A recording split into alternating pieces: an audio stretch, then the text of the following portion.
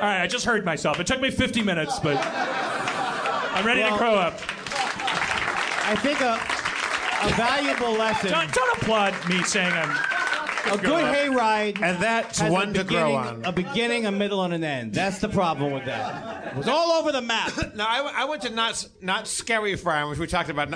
Don't bring it up. I grew up in Southern California. There's Knott's Berry Farm, and Halloween there was Knott's Scary Farm. I love puns in any format. But even when they completely undercut the desired messaging. Yeah, that's exactly right. Knott's Scary Farm. But actually, that's I actually only when Dino and Dan pointed it out, I never thought of it being Knott Scary Farm. I never thought of that. That's literally what. Like phonetically, that's because what it is. I grew up at Knott's Berry Farm. They added the word scary. I didn't. And you just they add the word scary for Halloween, right? Yes. It's not all year round. All year round. But if we can... Wait, I stepped on you. Kids love Knott Scary Farm in June. I don't know what I said. I retract that. last. What if they found that out there? Like, gentlemen, the Knott Scary brand is actually catching like wildfire in a way that Knott's Berries never did. People like Knott Scary things. Right. They don't like jelly. Yes. We found out. My pitch was that they should call it for Halloween Knott N-O-T, Knott Scary Farm, comma Knotts, but spelled K-N-O-T-T''S. There's layers there that you guys will have to Google. There's a movie called Wayne's World. Not scary, Knotts. Knotts. So when I went to Knott Scary Farm, there would be fist fights all the time because they were absolutely allowed to touch you. The people that played the ghouls and the boogans there, they would just jump out of a. They would just. Who were they? There was boogans and googas. Oh, they were really. It was authentic then. He was just getting shit from me. Spencer, boogans is a real mythical character, correct? I think people say boogans. Boogans? Yeah. I call them the boogans. Look, boogans. It's like Dan with Bagel. He only read it. So when we went there, they would jump out and grab you from behind and scare the ever-loving shit out of you, which isn't really being like scared, it's just being startled and being alarmed. Exactly, millennials.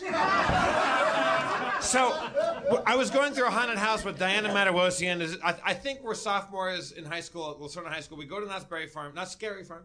And we're going through, and I had a big crush on Diana Matawosian, who's still.